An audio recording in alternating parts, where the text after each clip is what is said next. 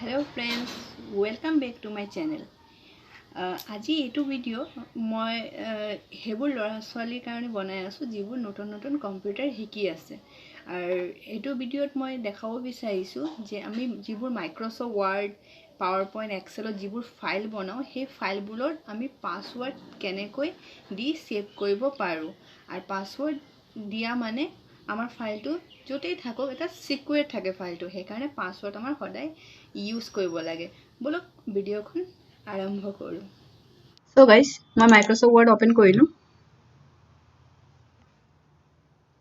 এটা blank document লৈছোঁ।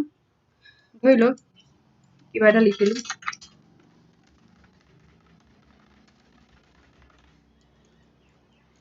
ধৰি লওক এইটো মোৰ কাৰণে বহুত বেছি ইম্পৰ্টেণ্ট, কোনোবা চালে এইটো প্ৰব্লেম হ'ব এই ফাইলটো।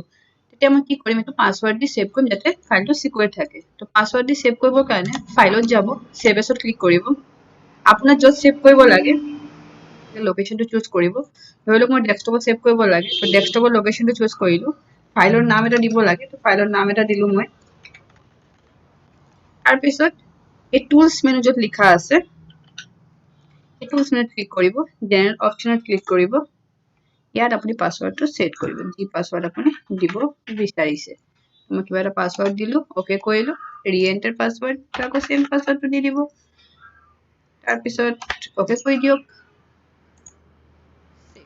বাস সিম্পল। এটা ক্লোজ কৰি দিয়ক এইটো। ওকে, ফাইলটো ডেস্কটপত আহিছে। এতিয়া আপুনি এইটো ওপেন কৰক।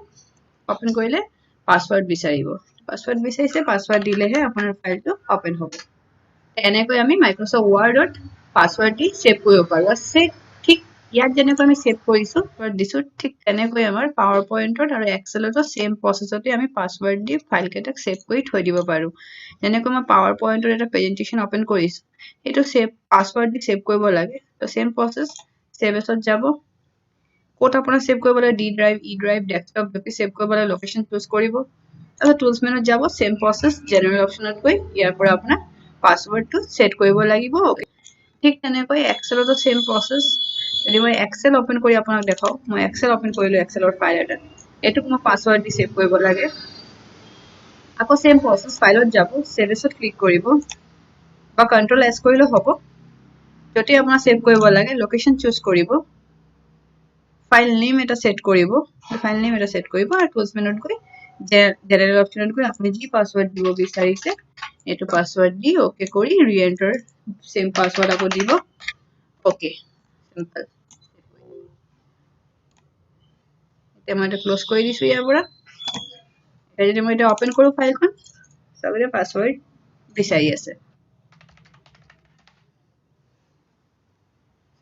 তো এনেকৈ আমি মাইক্ৰ'ছফ্ট ৱাৰ্ড, পাৱাৰ পইণ্ট, এক্সেলত পাছৱৰ্ড দি ফাইলবোৰ সিকিউৰ কৰি থ'ব পাৰোঁ। আৰু যদি পাছৱৰ্ডটো আপোনাৰ নালাগে, মানে পাছৱৰ্ডটো আকৌ ৰিমুভ কৰি দিব লাগে, তো ৰিমুভ কৰি দিবৰ কাৰণে আকৌ চিম্পল, এনেকৈ মই ইয়াত ওপেন কৰিছোঁ। এতিয়া মই পাছৱৰ্ডটো নালাগে, তো ছেম ফাইলত যাব, ছেভ এছত ক্লিক কৰিব। এতিয়া টুলছত যাব, জেনেৰেল অপশ্যনত যাব, যিটো পাছৱৰ্ড দিছিলে পাছৱৰ্ডটো আপুনি কেনচেল কৰি দিব, বেক স্পেচ কৰি। Okay, save, close. এতিয়া চাওক, মই যেতিয়া ওপেন কৰিম এখন পাছৱৰ্ডটো নাইকিয়া হৈ গৈছে। So' simple. তো এনেকৈ আমি পাছৱৰ্ড ছেট কৰিব পাৰোঁ। Thank you so' much.